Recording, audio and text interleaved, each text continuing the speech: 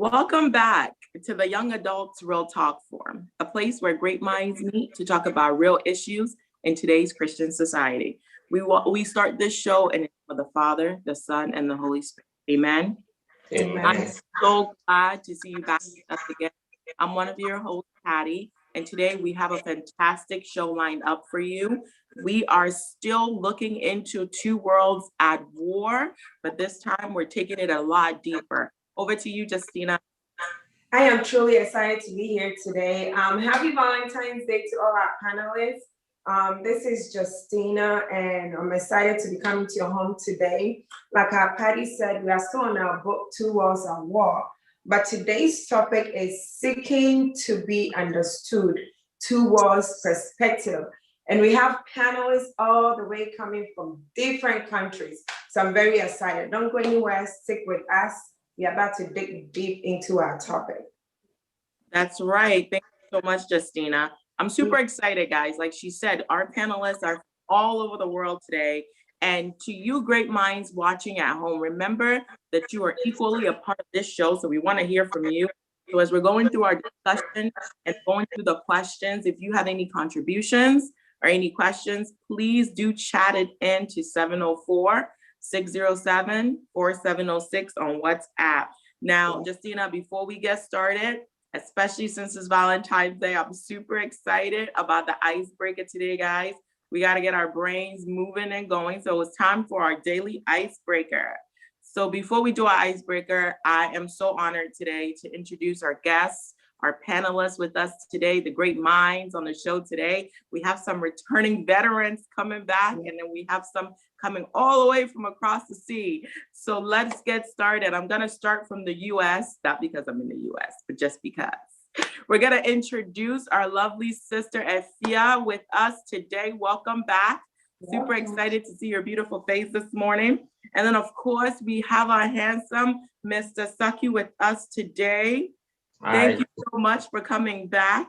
And you guys all the way from Italy, okay? We have the beautiful Sonia in the house today. Welcome, Sonia, to Great Minds. So excited for you. And guys, we had to go ask the queen to get this one, okay? We have all the way from England, Mr. Golford with us today. Welcome to Great Minds, guys. All right, so are you ready to get started? We're gonna go right into today's icebreaker. And in honor of the love that's in the air, being Valentine's Day, all of our great minds at home wanna know more about our panelists and your love life. I wanna know about your love life. That's just me. So with that said, we're gonna ask you guys a few questions. We're gonna play a little game today on the show. It's called Two Truths and One Lie. And today, all of us are gonna collaborate and play this game together. We're gonna do it one panelist at a time. And then the rest of the panelists with the two hosts, Justina and I, are gonna try and guess which one of the comments is the truth and which one is the lie, okay? So I think I wanna start with Mr. Saki, if that's okay. So I'm gonna ask you a question and I want you to just answer it freely. But in your answer, I want you to give us two truths and then one lie, and then we will guess which one is the lie, okay? So the first question for you, or the only question for you, is what is the most adventurous thing you've ever done for your wife on Valentine's Day? Wow. There were many things that I did, but one of the adventurous things that I did was to take my wife out on a cruise where we went out all the way to the Queen's country, England, and also went to Italy.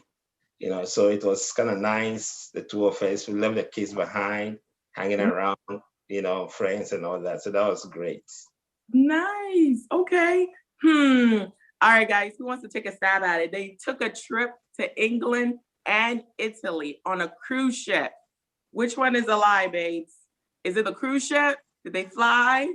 Is it England or Italy? Did they just go down to South Carolina? Which one is the lie, guys? Who wants to go? Justina, you want to take a stab at it? I think the Queen's country might be a lie. I believe the cruise, but the Queen's home Okay, so you don't think they went to Europe? You think they took the cruise, but it wasn't Europe that they South went to? Carolina or Florida. South Carolina. What about you, Gofford? What do you think? I also think the same as well, because from US to on cruise to London isn't all that possible, but to Italy is possible. Ah, okay, good. Yeah, we got ourselves a smart one. I like it. You're taking me there. Awesome. Efia, what do you think? Which one is it? I guess I'll go with the person that lives in the UK and doesn't think that you can take a cruise. So I'm gonna go with what Brother Godfrey said. Okay. What about you, Sonia? What do you think is a lie? I honestly, I'm going to say the same. I believe they might have taken a cruise and came to Italy, but then going to the UK doesn't really sound true to me. I believe you, Sonia. You live in Italy. I believe you. What is it? What is it, Mr. Saki? Which one is the lie? Okay, so the UK is a lie. Even you can notice that whilst I was trying to make it seem, like the truth, I was kind of stammering a little bit. So the cruise took us all the way to the Mediterranean and back, right? So we went to the Mediterranean, the coast around Mediterranean countries, and then we came back to the US. We didn't make it to UK. So next time I'll go to UK. Oh, that's really nice. Okay, so Sonia, I have one for you. Tell me, true truths and a lie, what was the worst Valentine's Day gift you've ever received? I received a red car from my husband, but he decided to have me travel all the way to Sicily to get it. And then we had to come back with it. And then we went for dinner. Oh, you received a red car, went to Sicily, and then came back and went to dinner. Efia, what do you think? This one is hard.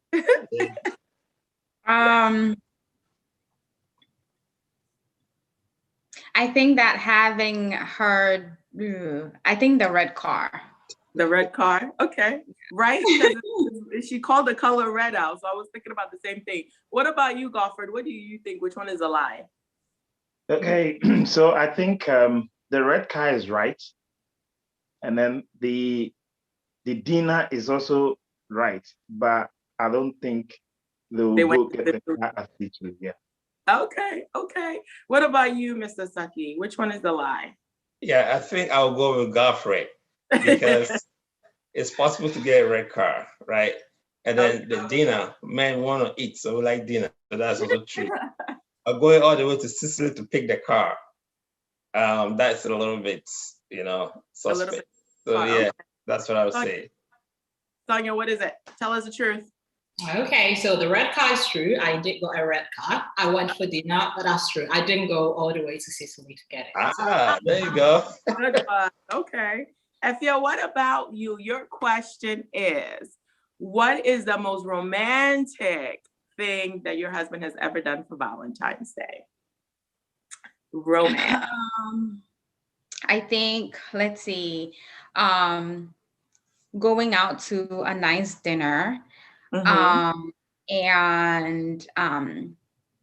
going out to a nice dinner while wait, let me see. Girl, you're gonna give it away. She's gonna give it away. I'm looking at her like... Let me think. I think that going out to dinner while in Hawaii and all by ourselves, leaving the kid at home. Oh, nice. Okay, so going out to dinner while in Hawaii all by yourself without your baby.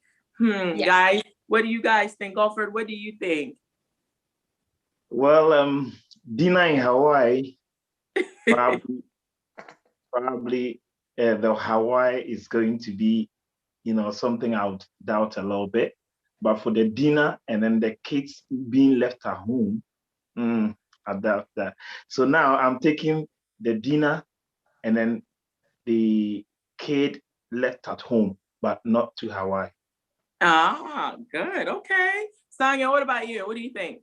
Okay, so I believe they can go to Hawaii, though I don't understand why going for a dinner only.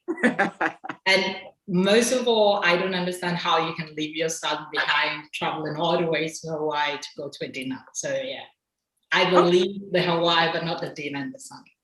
Okay, okay. What about you, Mrs. Saki? What do you think? Which one is her lie? Okay, so knowing Elder and his wife, Afia, I don't think they would like to leave their kid behind. Right. And so I don't think they left the kid behind. But yeah, it's possible they might have gone to Hawaii and maybe had a dinner too. Good. Afia, which one is the truth and the lie? The truth is still going out to dinner and leaving the kid at home. Not the Hawaii though. Oh, what? You got us. You got us. Hawaii yet. Hint, hint. Yeah. I really thought you were gonna use your London trip since we have the I know I couldn't think. Well, I'm sure if the husband is watching, hint, hint, Hawaii, please. I know, right? She just hinted you. Her husband watching. She wants to go to Hawaii. Okay. Well, thank you, panelists, for playing. Justina, over to you. All right, thank you very much.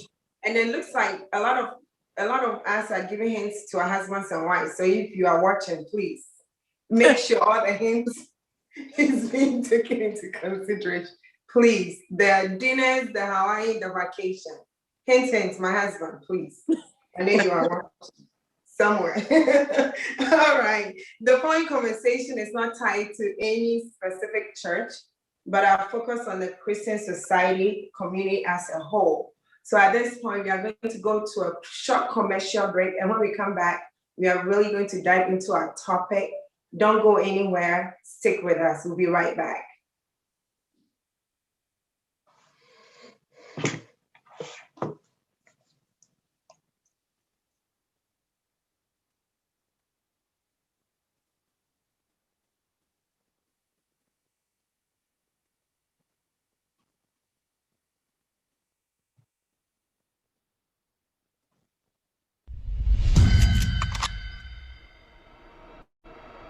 Hi, I'm Patty, one of your hosts from Great Minds. And I'm Justice, your other host. We're here to remind you to tune in to Great Minds on Sunday at 1:30 p.m. Eastern Time.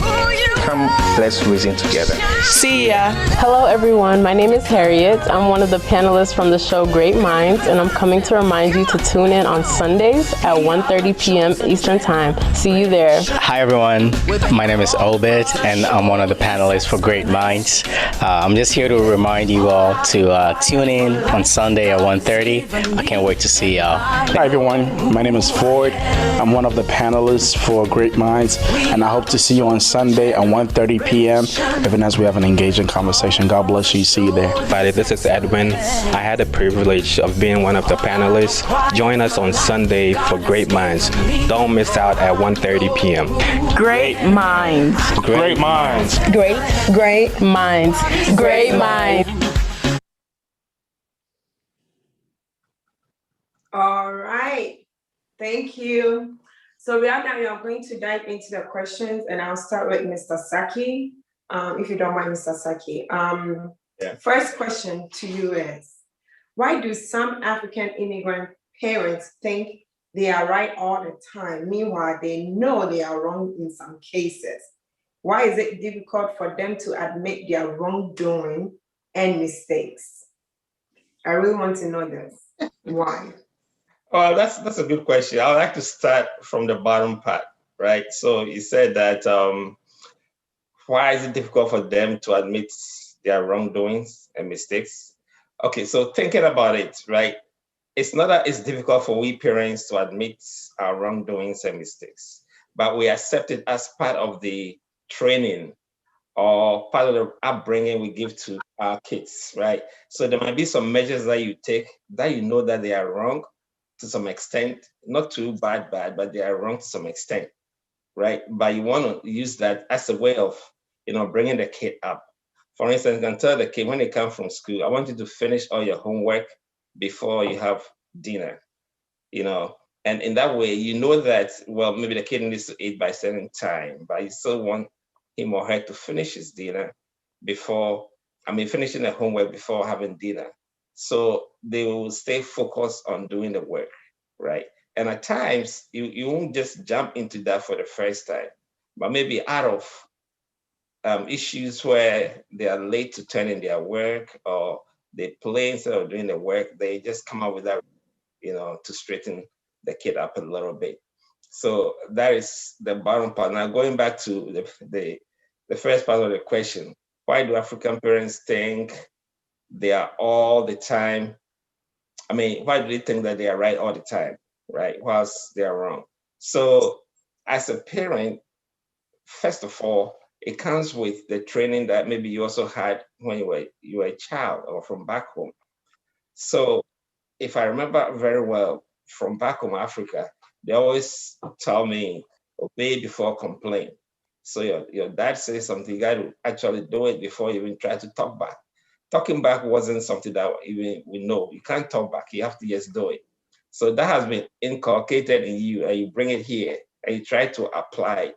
So all the time, you know that, you want to present yourself as the right guy, the right parent, in the presence of your kids all the time. And so that they will learn that aspect from you that, hey, my dad is always right, he's doing the right thing.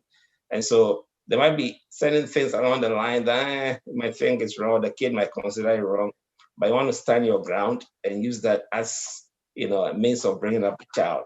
So that's what I think. So I'm thinking. So you said it's like training your child, right? Yes, correct. So then, okay, so if I'm training my child and I know I'm wrong and not admitting that I'm wrong, how are we training them? How are they going to learn when they also grow up to really admit when they are wrong? I'm just thinking. I know you are saying we are training them. Yes. And I understand that part of training them. But in the training, I think that we accepting that we are wrong will also will also help them learn for them to come out when they are wrong as well. Mm-hmm. Unless I understand your point. I understand your point. So you see, this is how it goes. As a parent, you want your child to come out always the best or right. And as African parents, to be specific, we always believe that the kids should be successful and they should be able to do better than us, the parents. And so we put in all the effort that will make them come out that way. For instance, I remember back home, my dad used to tell me, if you're in the shower, you can't sing. Then I'll ask a question, why? He says, if you sing, you're going to call the ancestors in and they're going to beat you up in the shower. I was so scared, right? So I never sang when I was in the shower. Even today, as we speak, I know that there's an app that plays music through your shower head as you take a shower. So it breaks that myth, you see. So the same way as you bring up the child, you want to do certain things that will make her, stay focused, right? And the mind will not be swaying to do other things, which might seem to be a little bit maybe not right. And that is why you have that mentality or that mindset to always bring out the child the best way. So you are trying to inculcate all these things, bring them in to make them seem right, but knowing very well the back of your mind that it's not right. So it's all about upbringing. But the point that you made, that how the child know, maybe along the line you might, break certain things. Okay, so along the line whilst we were coming up or growing up, some of the things that we talked about might not be wholly true, but just to keep you in line. That's such an interesting complex. It's almost like I'm lying for you to be successful.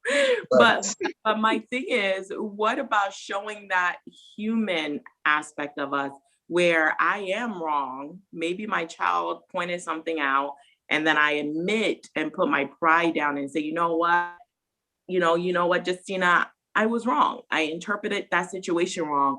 I feel like as a child looking at their parent who they admire and feel like, this person does everything right, it kind of will give them that open ground that maybe when they make mistakes or do things wrong, they are easily, they can release it easily, or they can bring it up to you easily. They don't have to hide from mommy and daddy because they want mommy and daddy have this like perfection person in their mind. So like, I can't tell them that I made a mistake in school because then I won't be perfect. So I have to lie about it.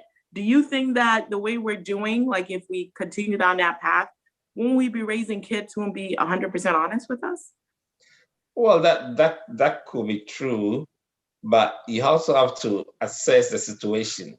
You know, there are certain things that is cut black and white. You can't change it. If, let's say, you went to school, your homework, you did some work, and you're wrong, or maybe you didn't do well on a test. You didn't do well on a test. You know, those things you can't lie about as a kid. But as a parent in a house with a child, you are trying to bring the child's mind to staying focused on the work. I remember some time ago when my child was playing soccer, I used to tell him that was one of the best guys on the soccer team. You know, I know definitely that was a lie, right? But I just wanted to inspire him to play well and do better. But like I said, on the line, he'll get to know the truth. Yeah. I love that. Okay. I do have, I want to move on, and I actually want to ask you, thank you so much, Mr. Stuckey. That was really good. I want to stay on that question, but I'm going to move to number 2, and then I'll try to bring it back in. So for all the panelists, and feel free to jump in. Maybe we'll start with Afia and then just kind of move over to Italy, to Sonia. But I have a question for you guys. So in the book, Two Worlds at War, chapter 2 specifically, on page 27, and I quote the authors, okay? It says, for the children of immigrant parents, a lack of affection could mean an absence of love. So in the spirit of Valentine's Day, my question to you is, how truthful is that? And what is your definition of affection? Do you really think that a lack of affection your kids interpret as an absence of love? Afia, what do you think? I guess looking at myself as, being a child of someone and growing up, I think that I would say yes. And I believe that, as a child, you need affection. Well, not even as a child, we all need affection, right? How can you say that you love me and you don't really show it emotionally? And I don't say that to say that our parents don't love us. I just think that they love differently, right? And so, I've heard a lot of parents say, well, I pay the bills, you have a roof over your head, you have clothes to wear, you go to school, all of this stuff. If I didn't love you, why would I do all those things for you? But I think that with us growing up in a culture where love is put on display, where, we have friends whose parents say, I love you freely and give compliments and pretty much show affection, right? When if you interpret that or you take that to be the definition of love or what love should look like, then it can be really hard to grow up in a home where, the love that is displayed or the love that you see is basically really things that are, in the background, right? Because, as a child, you don't really think, oh, the month is up, somebody has to pay the rent. Right. Mom and dad take care of it, right? You just kind of take that as a given, like it's something, or like it's a right. You have a right to it, right? And so on top of that, you're still expecting mom to say, oh, I love you, oh, you look so pretty, and things like that. And so when they don't give us that, I think a lot of us grow up with thinking that our parents don't love us because we didn't see their affection displayed the way we feel like affection or love should be displayed, right? Based on the culture that we're growing up in. No, I like that. I like that aspect. It's like how we feel, right? So it's like each person has their own perspective. Sonia, what is your definition of affection, right? First, and then what is your take on it? Do you think that the lack of that, like if I don't show affection in the way you have it in your mind, it means that I don't love you as a parent? Okay, so I will take this from 2 perspectives. I was born in Italy by Ghanaian parents, so most of my friends were Italian, and I was used to seeing the relationship between my friends and their parents, that was very different from the one I had with my mom. And for instance, I didn't see my mom maybe hugging, giving me a kiss, telling me I love you. And in the beginning, I honestly thought she didn't, because I was like, it's not so difficult. If you love me, you just tell me, you know. So I think it's quite easy for a young person not to feel love just because love is not displayed the way they are used to receiving love. But growing up, I did understand that there are languages of love. And just because somebody is not displaying love the way I am used to receiving love doesn't mean they don't love me. In the book, it does mention that for most African parents, loving is providing. The fact that I pay the bills, that I pay the rent, that I take care of the house, that shows that I love you, you know. And I believe that because that is a language of love, it's acts of service. But because I was not used to understanding acts of service as a language of love, I told my mom didn't love me because love for me was, you know, physical contact. So I expected her to hug me, to maybe kiss me. I expected my father to tell me I'm proud of you, so words of affirmation. But because the love language that she had and that she was using to convey love to me was not the way I was used to receiving love and understand that someone loved me, I didn't get it. So I do understand that for a young person who is used to seeing, you know, different displays of love, not being hugged by your mom, or maybe I remember this instance where I had my mom drop me off. I was going on a school trip. I was going to be away for 2 days. And I saw the other moms, you know, they drop their kids, other dads, they just, you know, kiss them, hug them, be a good girl, just bye, you know. And my mom and my dad were just looking at me from afar and they were like, so for me, I was like, come on, can't you just see? Can't you just hug me? You know? And then I went to them and I gave them a hug and they reciprocated. That made me kind of understand that it's not as if they don't love me. It's just that maybe they're not used to displaying love the way I display it. So I think it's all based on love and how we convey love and how we receive love, especially. That's fantastic, Sonia. And I love the fact that you touched on love language, because that's actually a follow-up question that I have, because to your point, not everybody knows what love language is, right? Some African parents don't know what it means that you have a different love language than I do. So with you, and then Goffred, I'll come over to you, but Sonia, if you can get us started, can you just tell me a little bit, what do you mean by love language? And why do you think that some African parents don't know that there's different types of love languages per each individual? Well, I believe this is mostly because of the way they were raised. I imagine that the world we live in right now is not like the world they lived in and the world they were brought up in. So obviously they weren't used to their parents giving them kisses and hugging them. So that is obviously how they grew up and that is how they trained up their children.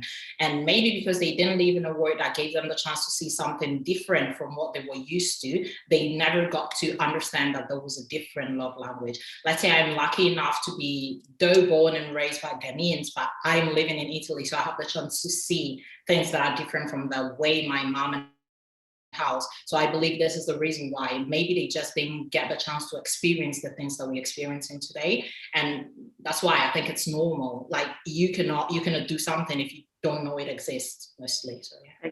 Exactly. That is phenomenal. Goffred, what do you think? What is your take on that affection and that love language and why there's such a gap for our parents? Yeah, I think I kind of agree with what Sonia was saying for all these while. And it's been like that. When you see the way somebody is being brought up, it will define how he's going to do certain things.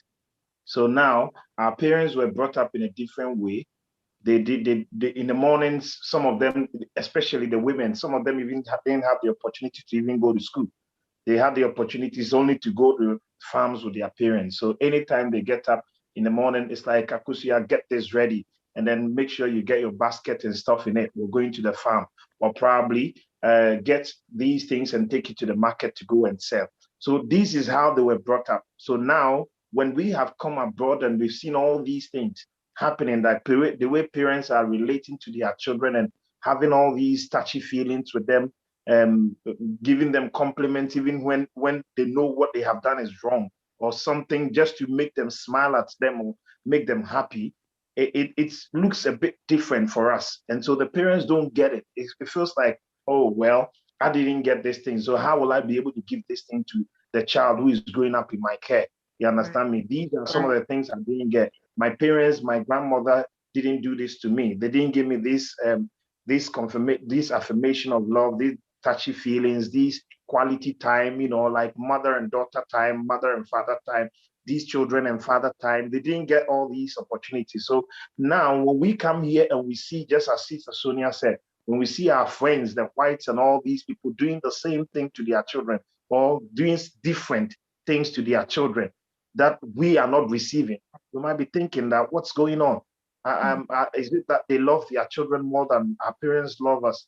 Or is it that they just don't want to open up to us, or they don't want to just let us know?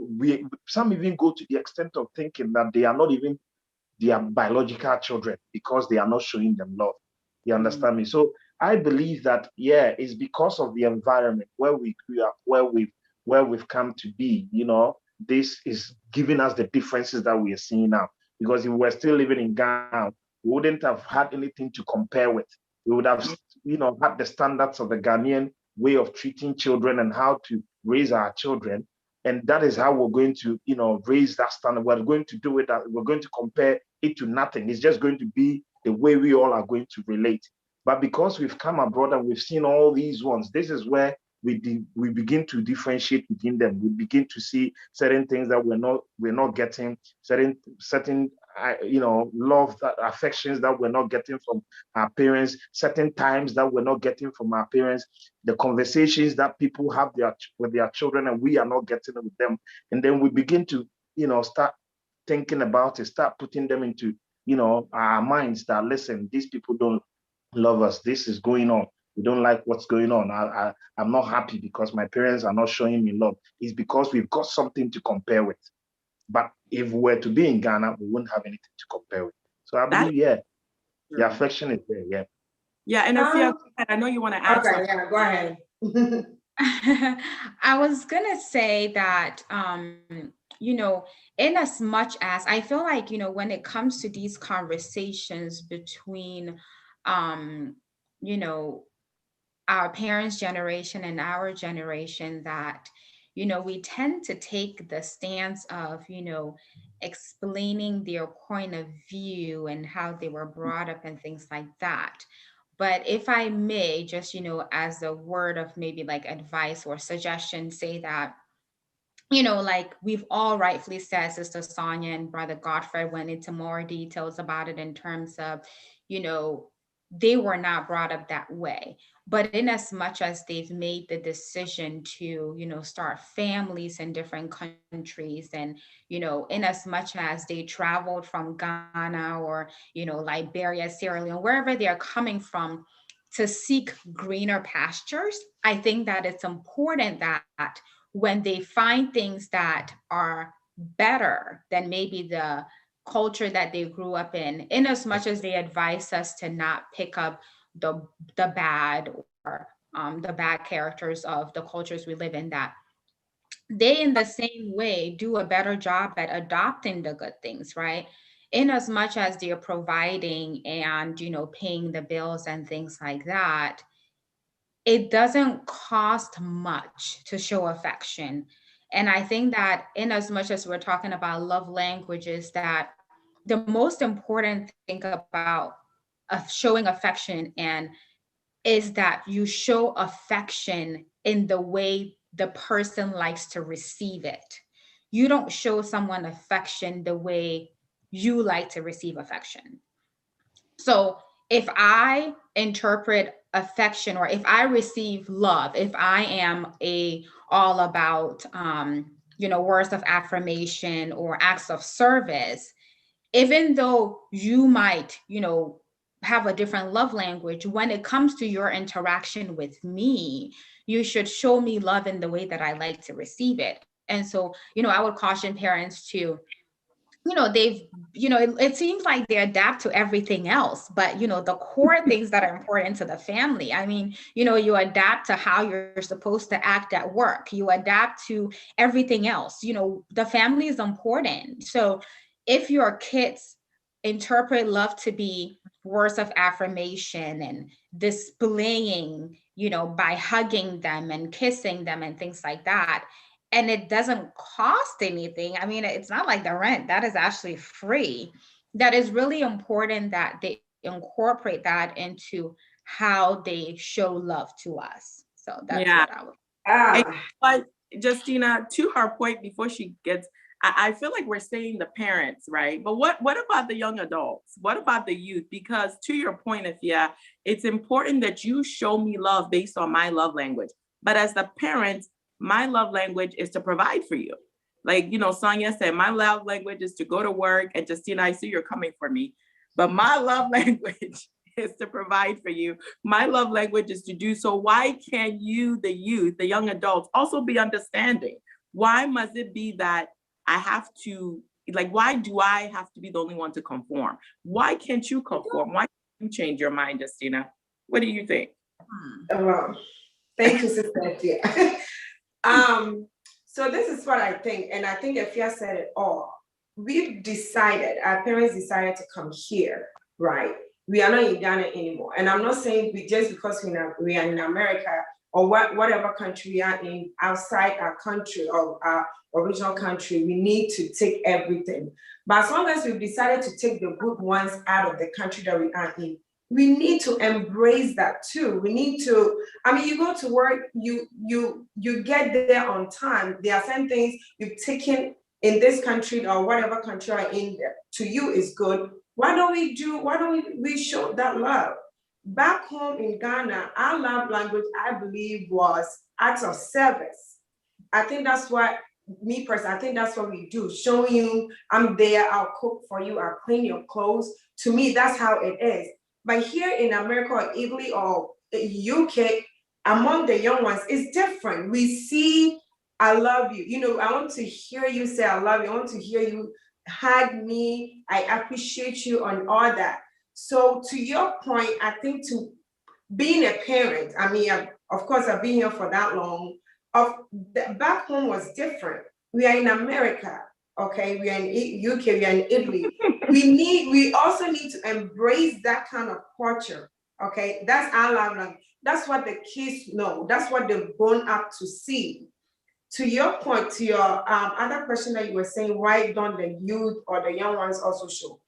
This is what they see. They see, I love you. They hear, I love you. They see the huggings. They see, I appreciate you.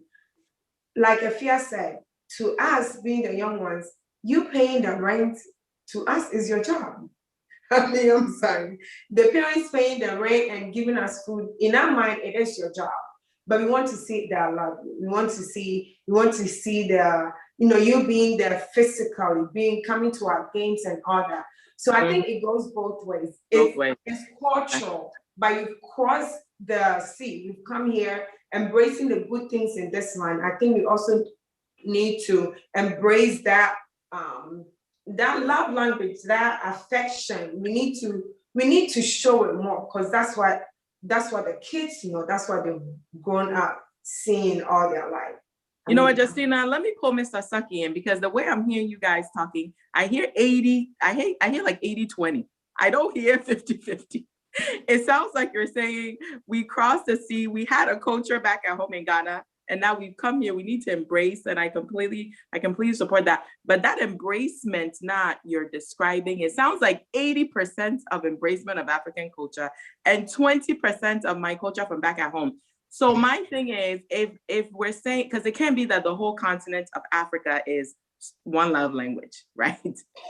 But so what I'm saying is, if my love language is act of service, Mr. Saki, I want to start with you. If my love language as a parent is act of service, providing for you, making sure you have a nice place to, put your head, making sure you have food in your tummy, going out of my way to just do little things, you're going to school, I got up, I made your food, your favorite stuff, that's my love language.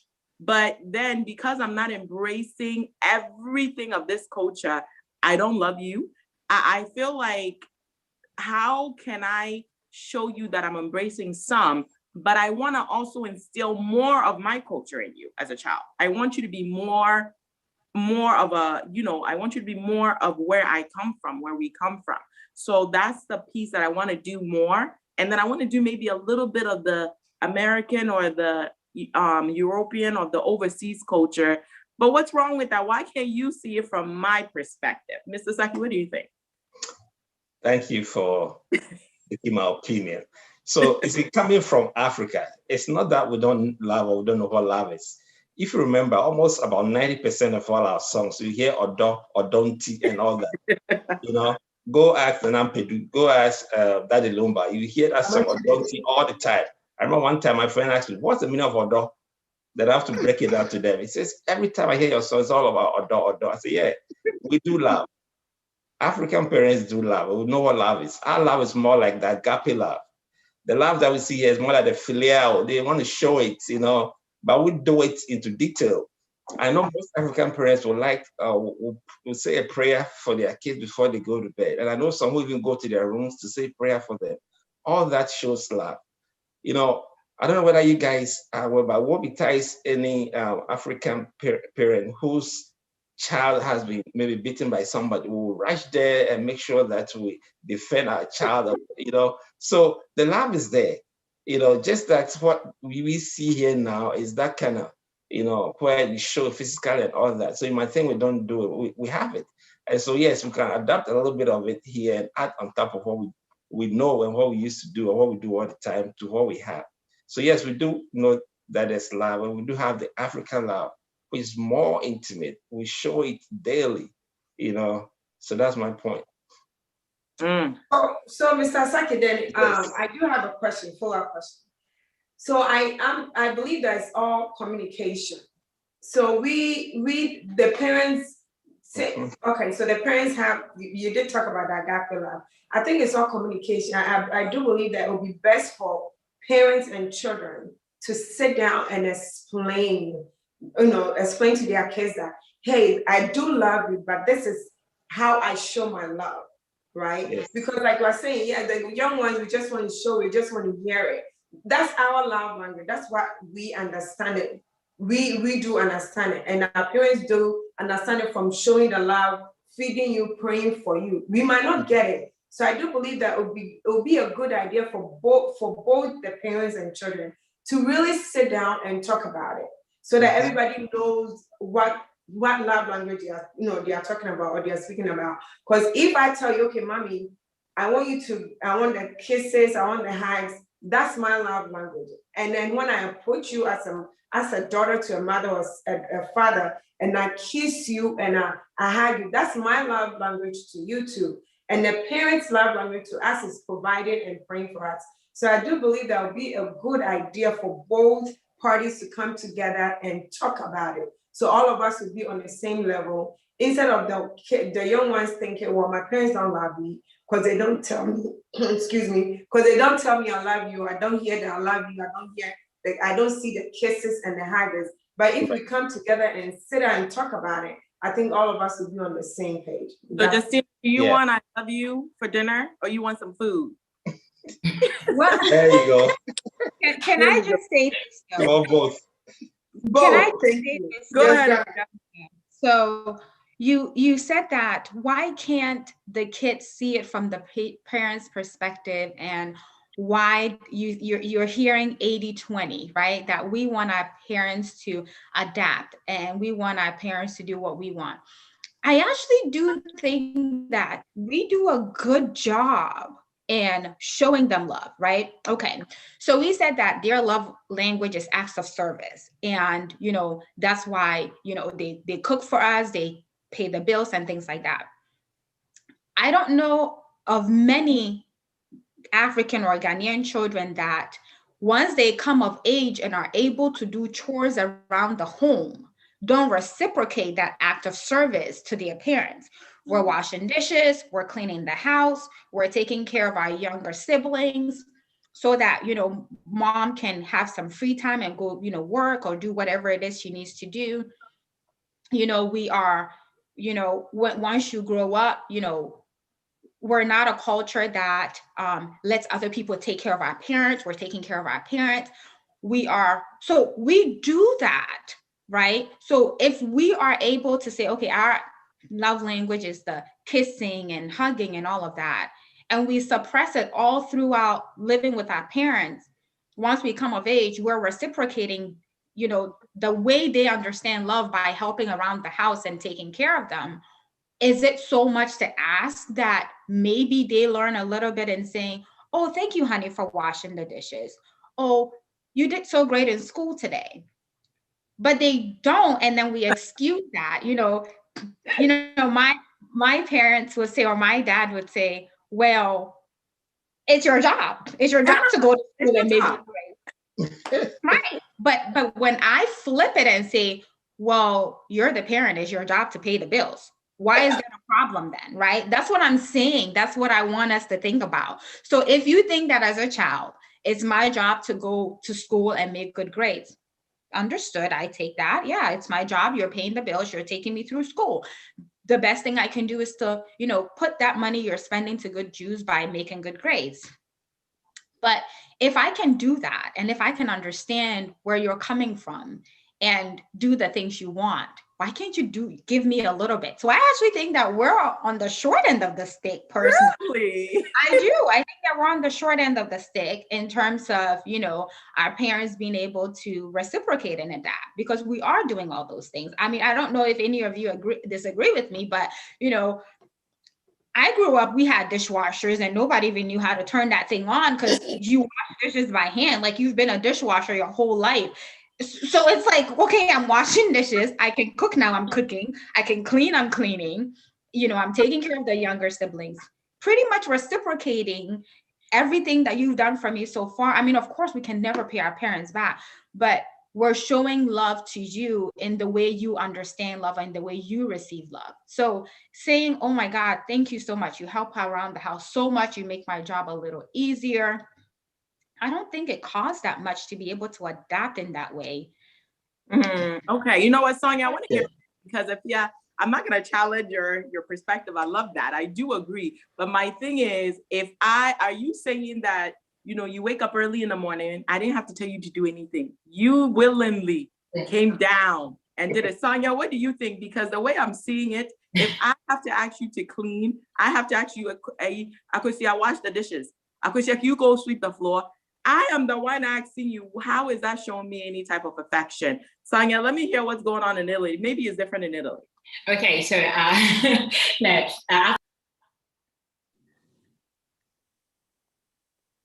Sonia, I think I lost you. Your line muted.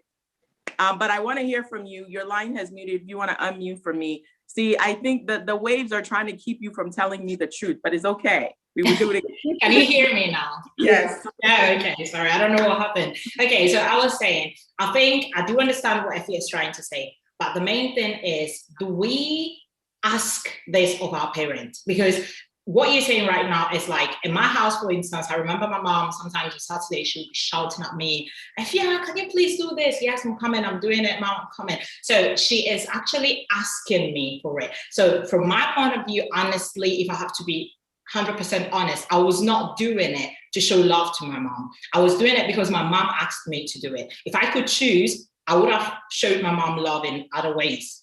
I wouldn't have, swept the floor to show her love. I would have done something else. So if I expect her to hug me to show me love, I should also be able to tell her. So I think that the core problem, the main problem, is the communication itself, because our parents expect us to show love by doing stuff and they ask us to do it. I do agree on a fear that they should also try, but then how can you try something that you don't know the person wants you to try? If we do not tell our parents that this is how we expect them to show us love, obviously they wouldn't do it because they don't know you need it. Until you communicate your need, you can't expect someone to meet it. So though I'm on the side of, the youngsters saying how our parents should show us more love, I also do understand our parents when they don't know that you need that. And if you don't tell them, because they are not used to it and because they've never done that in their life, they will not do it because you're not asking them to do it. Then, when it comes to the communication, probably that one is going to be a whole other issue.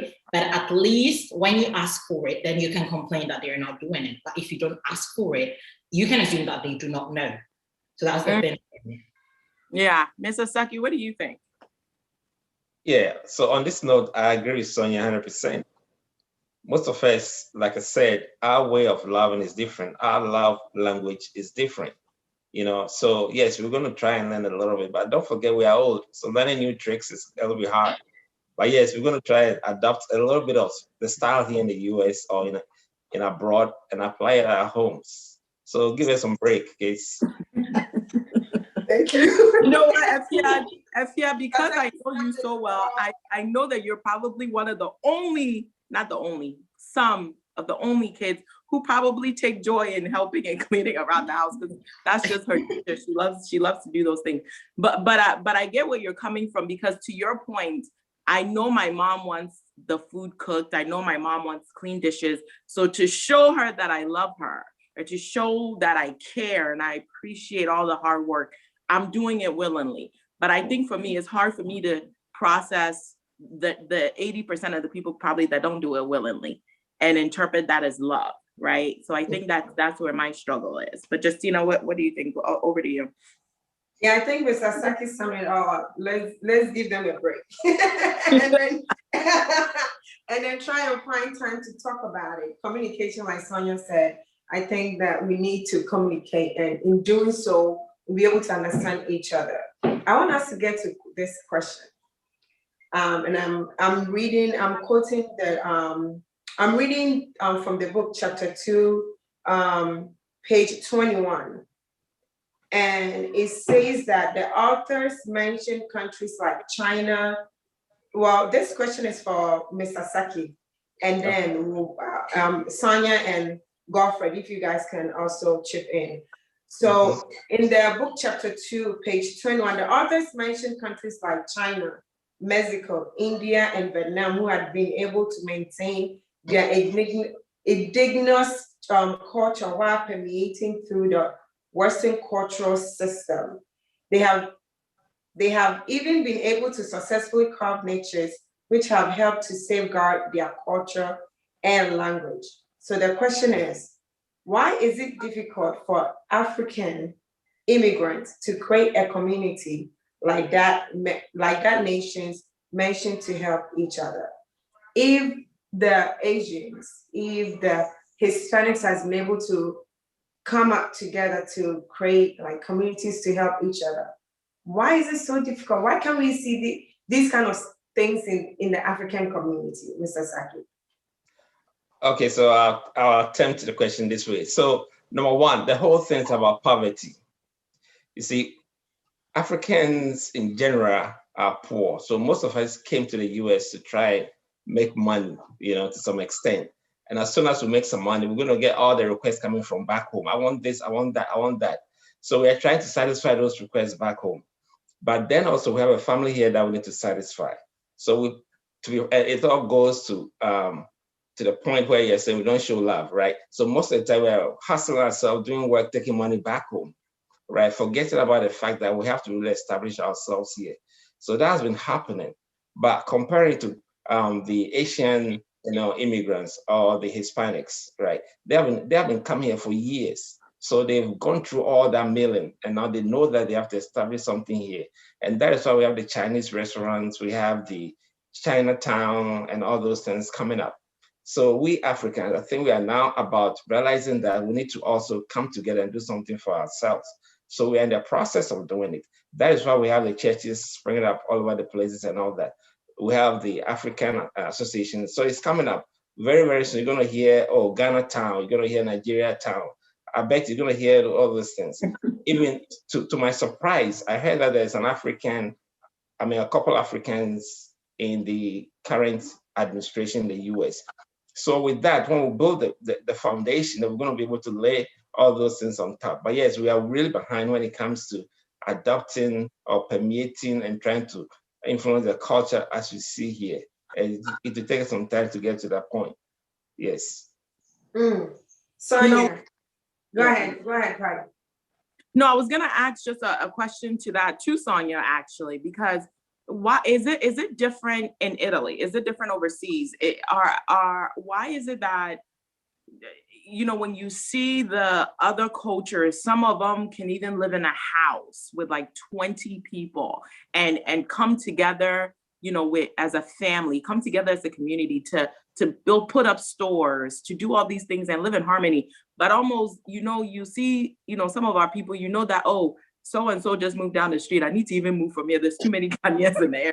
It's like we're running away from each other instead of coming together. It's like a repelling situation. Is it different in Italy? And why do you think we are like that in nature? Okay, so I would say it is the same in Italy. I mean, talking about Ghanaians specifically, it's always Ghanaians, wherever you go, being it in Italy, in America, yeah. So this is how it is. Reading the book, there were two words that really caught my attention that were used to identify us as immigrants. It said individualistic and self-seeking. Okay, so I wrote this down because this basically, to me, it summed up the whole reason why we can't create a strong community. As Ghanaians, we tend to be so individualistic. I mean, one thing I notice about other cultures is that if a Chinese guy finds a job in this company, give them 5 years, you find another 20 Chinese people working in there. Why? Because this guy will just go and bring the friend, and the friend will bring the cousin.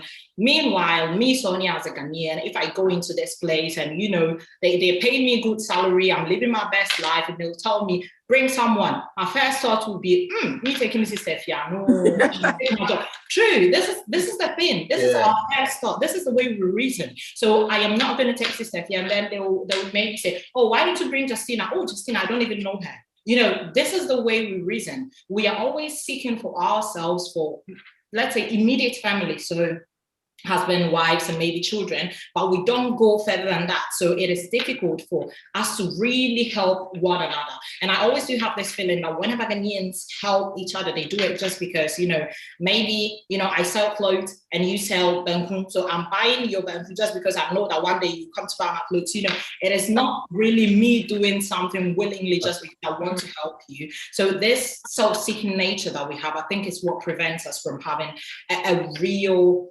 community. And also, I think it's a lot about I don't know if it's like this everywhere, but there is this chit-chat attitude that we have that even when we have a problem, it is unlikely for us to go to one another to seek comfort, because our first thought is not, oh, this person is going to help me. It's, oh my God, this person is going to tell the wife, who's going to tell the sister, who's going to tell the work colleague, and the rest of the world is going to know. So even when we have a problem, we keep it to ourselves. And maybe if we had solved that problem, we could have succeeded in a way that would have helped us, bring success to other people. But because we would not share our problems, because we are afraid of each other, we cannot go further. I think this is the reason why we can't really have a strong community like other immigrant groups have. Yeah, this is deep, especially across the sea. Golfer, tell me it's like that in London. What do you think? What's going on in London? No, it's different, a little bit different from what we see here in London. As Mr. Saki said, we're all trying to do our best to help. First it wasn't like that. These people have been in these immigrant foreign countries have been in this country for a long time. If you take the Indian community, they've been in this country for years. So it's like when you come into London, you've got a lot of Indian communities all over, spread all over, because they have been here for a long time. Or when you go to the Jewish community, they've been in this country for a long time. It looks like they were among those founding fathers, of the country. So it looks like they've got people in, higher positions to help them, get them into, their system. But our Ghanaian community, we're sometimes afraid to go, into the systems of the country where we are. Just as Mr. Saki said that in US, you've got little people coming into, the administrations. And when you come to UK here, we've got about 3 people who have just been, accepted into the administration as ministers or something. You understand? It's just beginning. Ghanaians are much particular about our tribal, our tribal groups, that when we come together, oh, this is Ashanti-ku, this is Achimfu-ku, this is Igbo-ku. We are able to manage that one properly than to come together as Ashanti people coming to join the Air West or coming to join the Achims and then forming a bigger community where we can help one another and then create a big community for everybody to come and be part of. We are always particular about, oh, this person is from my country, so let me help him. After all, he might give a call to his parents and tell them, listen, if I had not had this opportunity from this man who is from our town, I wouldn't have gotten to where I am. And then because the parents know themselves, the parents become friends, and then it gives us the opportunity to also link as brothers. We are always, particular about tribalism. Like we are always with the tribal groups and are able to put together groups which are from the same tribe, but not as, Ghanaians as a whole. And then when Ghanaians also move to a particular area, like I was saying, in London here is different because the Ghanaians who came from Italy have been able to come together and form the Italian Association, where they are able to do things which even in their Ghanaian associations, they are not able to do. When you call them to come for a Ghanaian association meeting, they might give an excuse. Oh, I've got to pick my child from school. I've got to do this. But when they give you a call and say, listen, the Italian association is meeting now. You see, everybody will leave whatever they are doing to come to join them and then join the meeting. Why? Because you might need a passport which has expired and you need somebody, to help you renew it. And the association might probably have links to the embassy where they will be able to send a letter and say, listen, this person is part of the association and has been paying dues, so you can help that person. And because of this, they are willing to join those little ones than, to join the Ghanaian community as a whole. And then when you look at the Chinese as well, as you were talking about, they've got people in the Chinese communities where their letterheads and stuff are able to go into, higher offices to as a form of letter of recommendation, which works for them. But Ghanaians, we always do it, individually, like Sister Sonia was saying. It's all about us. It's about 3 or 4 people, about 5 people, a group of people from the same town. So where will our letterhead go? Where will our recommendation go? It won't go anywhere. It won't go beyond, the next association that is, close to you. But these people always come together, are able to come together. Indian communities are able to come together in the UK, have formed a bigger organization, bigger community, where even if you take a letter of recommendation from an Indian person and you take it to even the council for a house or for benefit or something, it is accepted instantly. Why? Because they've got people from the Indian community who are in those higher positions where they recognize where these letters are coming from or where these people are coming from. But in Ghana, we don't. We don't have a lot of people who are working deeper into offices and administrations where it will give us the grounds to be able to form a bigger organization where our letterheads to be accepted, our recommendations to be accepted, our certain things that we do, which we need to go deeper into, will be accepted. We don't. We're always about ourselves. A Ghanaian man will come to UK, get his master's degrees and everything. And then at the end of the day, instead of working in a bigger company, like trying to get a company where he'll be able to, change the affairs of some of his people behind him or some of the Ghanaians behind him, he would rather start a company by himself or start it with different people and then go and work for them and take the bigger money. He thinks about that money at that time than getting a bigger offices opened and then employing another Ghanaian to make it a bigger Ghanaian company. He wouldn't do that. He would rather get whites all over. And at the end of the day, you are the only man there, and then the rest are all whites. So they will be taking you'll be taking the decisions, but they will be implementing the decision you have taken, and they will know how to put together stuff to be able to implement what you're talking about. So I still think that, yeah, it's good. Communities are growing, and as time goes on, as we're getting people in higher places to help and are getting people understanding what is going on in different countries and what other communities or countries are doing, we'll come to a time where Ghanaians will also have, people in offices or people to help and be able to put ourselves together as Ghanaians and, make our community work as well. Yeah, I like that. I feel like you summed it up too, the secret piece that you touched on, which is the tribal. A lot of these other cultures we're talking about do not have a lot of tribal separations, right? Because our people, we are all Africans, we are all Ghanaians, but truly we are different tribes. And I feel like that is also part of the root. I do want to say to all of our Ghanaians, myself and everybody watching, repent, repent. We have to tell it. We're gonna go on to the last question. We're coming close to the show. I really don't want to leave today. It's been phenomenal with you guys. Sister Efia, I want to pull your perspective in for this question. So as with everything that we've talked about, all the differences, all the nuances and all those things, I want to bring us to this question, which is, as Christians, we know that the Christian culture should supersede the cultures we were raised in, right? We know that the Christian culture should supersede all of that. So how do we implement the Christian way of life, the one true culture that we all fall under as believers of Christ in raising our children? So how do we put aside all of our differences and focus on that Christian culture as we raise our children in this society? Efia, what do you think?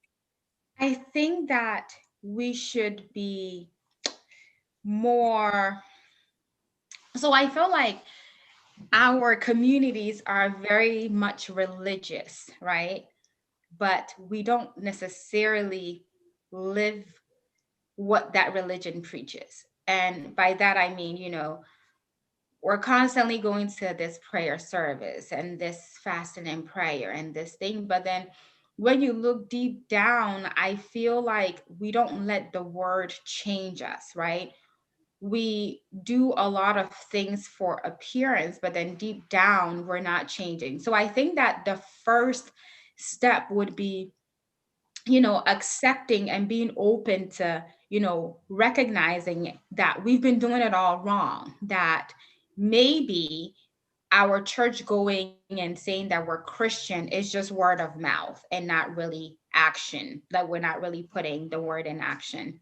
And really allowing the word to change us and really taking, you know, what the word of God says, you know, that as Christians, we're all one big family, you know, born out of Christ's sacrifice on the cross. And so when we say we're Christians, then those tribal boundaries and separations no longer exist.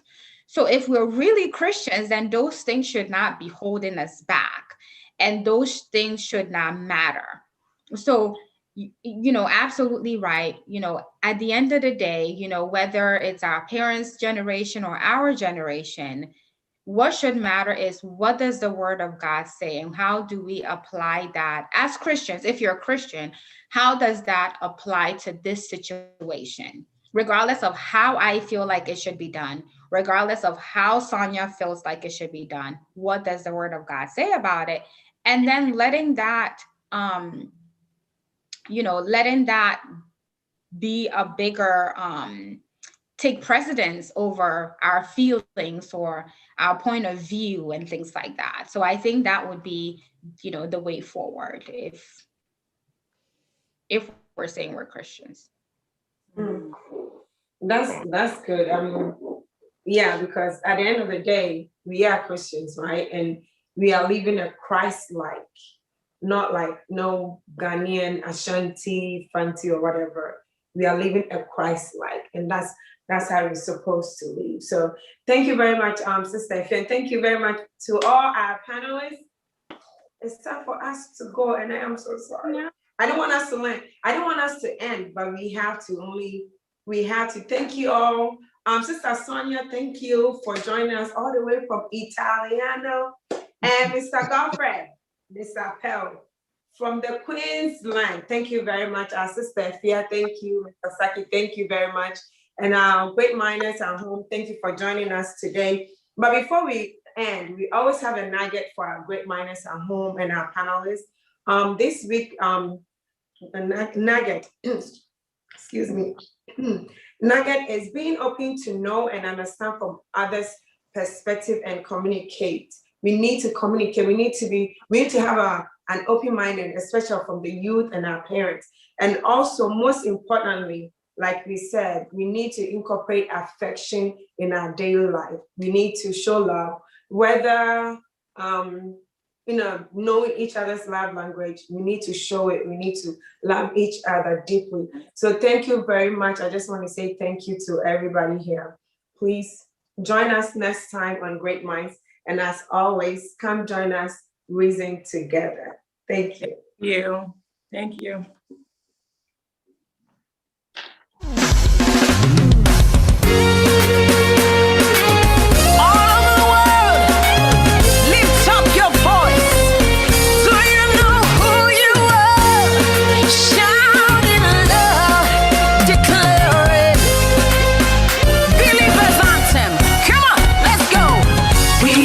Chosen generation, we've been called for to show His excellence.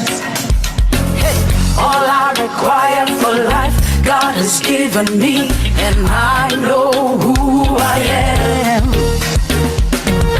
We are a chosen generation. We've been called for to show His excellence.